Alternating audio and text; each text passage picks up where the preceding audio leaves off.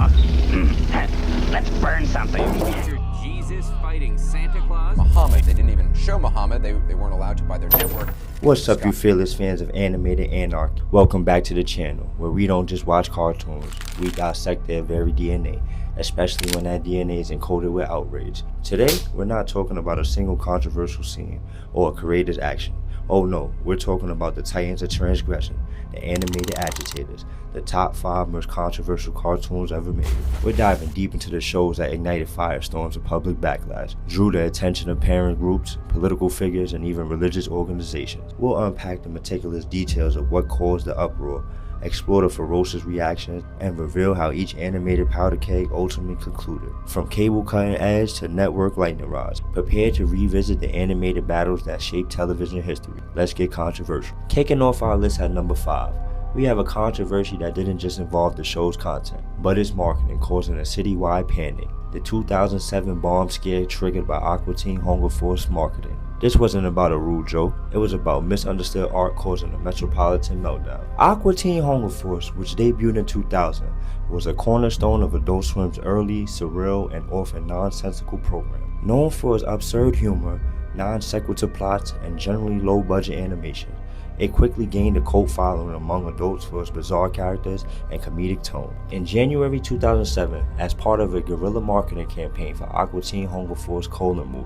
a series of LED signs depicting the aliens from the cartoon giving the middle finger were placed in various cities, including Boston. The problem? Some of the signs, particularly in Boston, were placed in inconspicuous locations and contained exposed wire, leading to many commuters and passers-by to mistake them for improvised explosive devices.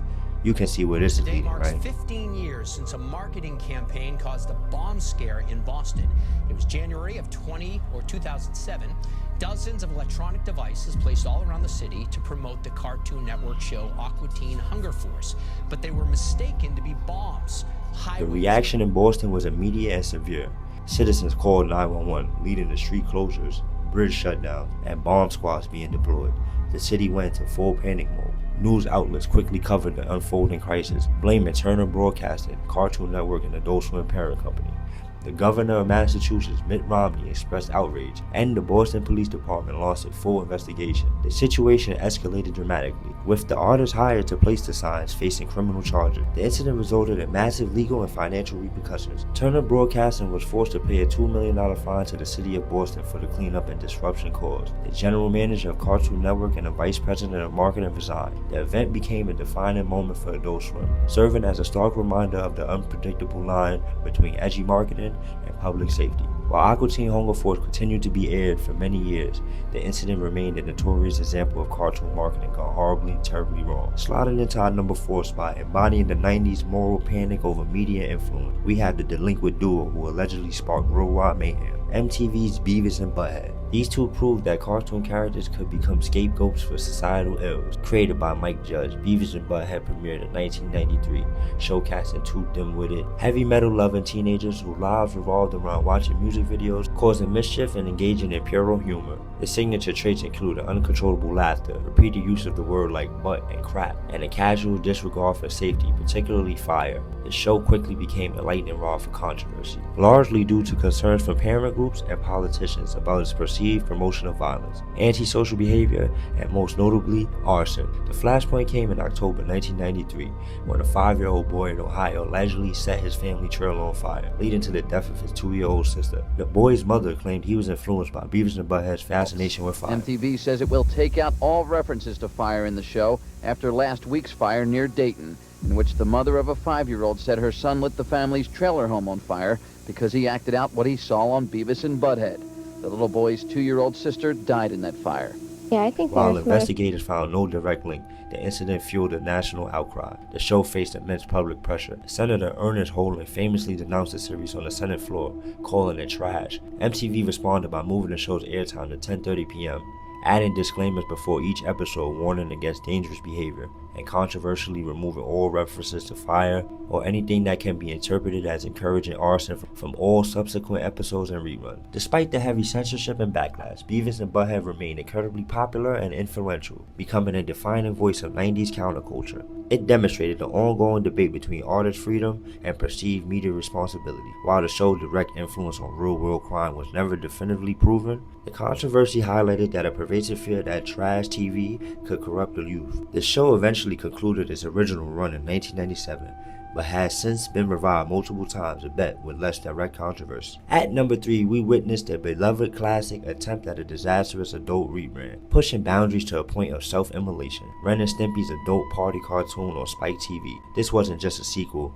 it was a deliberate, grotesque experiment in cartoon transgression. The original Ren and Stimpy show, which aired on Nickelodeon from 1991 to 1995, was groundbreaking for its edgy humor, surreal animation, and gross-out gags, often pushing Nickelodeon's boundaries while remaining broadly accessible to kids. Creator John Vic Felucci's vision, however, frequently clashed with network executives. After the original run, John was given a chance to revive the show for an adult audience on Spike TV. Premiering in 2003, Adult Party Cartoon embraced explicit content, graphic violence, and overtly sexual themes that would have been unimaginable on Nickelodeon. Episodes feature nudity, extreme bodily functions, more direct violence like Ren being graphically disemboweled, and disturbing scenarios played for shock value. The show reveled in its new freedom, shedding all pretense of being kid-friendly. The backlash was swift and brutal, even for an adult-oriented channel like Spike TV. Longtime fans of the original show largely rejected the revival, finding it unpleasant, gratuitous, and a pale imitation of the original cleverness. Critics lambasted on its reliance on shock over substance, often calling it disgusting and devoid of its original charm. The show struggled to find an audience,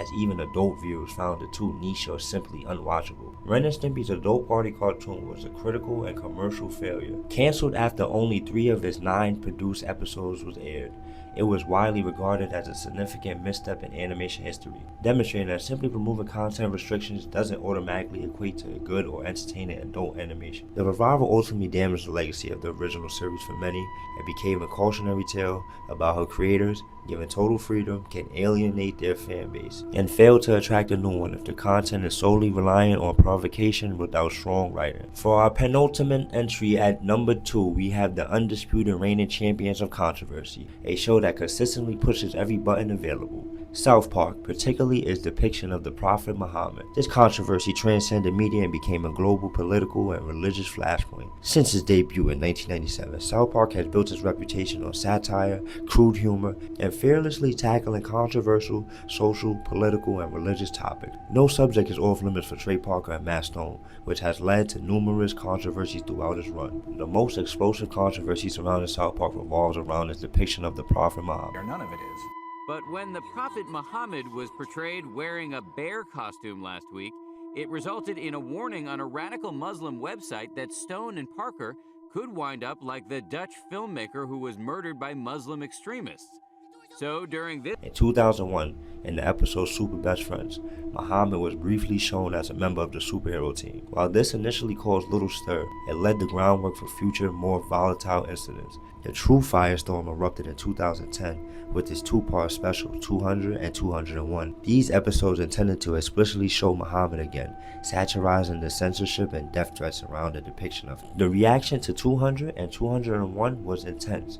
An extreme Muslim group, Revolution Muslim, posted a warning on his website stating that Parker and Stone could face violent retribution for depicting Muhammad. This led to Comedy Central heavily censoring the episode, bleeping out all references to Muhammad's name and blacking out his image, effectively self-censoring due to explicit threats. The censorship itself sparked further controversy, with many free speech advocates criticizing Comedy Central's decision. The Muhammad controversy remains one of the most significant moments in South Park's history and in the history of television censorship. Parker and Stone openly expressed their frustration with Comedy Central censorship, viewing it as bowing to extreme threats. Despite the threats and censorship, South Park continued its run, often referencing the controversy in later episodes. This event solidified South Park's reputation as the most fearless, the most consequential, the most controversial animated series, pushing boundaries of free speech in a way other shows ever have. And finally, claiming an undisputed top spot for sheer volume and consistency of controversy. A show that has been condemned by everyone from parent groups to religious organizations to mega corporations. Seth MacFarlane's Family Guy.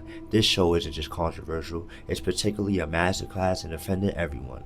Premiering in 1999, Family Guy quickly became known for its cutaway gags, rapid-fire pop culture references, and often dark, boundary-pushing humor that frequently delved into sensitive social, political, and religious topics. Its humor often walked the lines between satire and outright offensive. Family Guy has accumulated a vast rap sheet of controversies over its decade-long run, unlike South Park, which often targets specific political or social events. Family Guy's controversy stems from its broad, often crude and relentless satire of everything. Sensitive topics, episodes tackling abortion, assault, school shootings, racism, and mental illness have frequently sparked outrage for their perceived insensitivity and inappropriate comedic treatment. Critics have accused the show of promoting stereotypes or being offensive to various ethnic, genders, or social groups. Even its meta jokes about product placements have sometimes drawn criticism. The backlash against Family Guy has been constant and varied, coming from a wide array of sources: the Parent Television Council, a frequent critic, religious organizations, advocacy groups, and even politicians. Fox and later Adult Swim has often stood by the show, citing its comedic intent and its appeal to an adult audience, but they have also occasionally edited or pulled episodes due to extreme pressure. Due to the relentless wave of controversy, Family Guy has not only survived but thrived, becoming a global phenomenon and a cornerstone of Fox animation lineup. Its consistent ability to provoke and entertain a large audience demonstrates a unique resilience to public outcry. The show's enduring success, despite its controversial nature, highlights a segment of the audience that craves unapologetic, edgy, and offensive humor. Family Guy proves that for some shows, being controversial isn't a bug, it's the entire feature. So there you have it, 5 legendary cartoons that dared to push every button, twist every trope, and consistently remind us that in the world of animation, sometimes the greatest impacts come from the biggest uproars. What do you think? Were these cartoons truly too controversial, or were they simply ahead of their time, challenging norms that needed challenging? Let me know in the comments below. If you enjoyed this deep dive into the animated battlegrounds, be sure to like this video, subscribe for more behind the scene animation insight, and hit that notification bell so you don't miss my next exploration into the world of cartoons. Thanks for watching. One more class.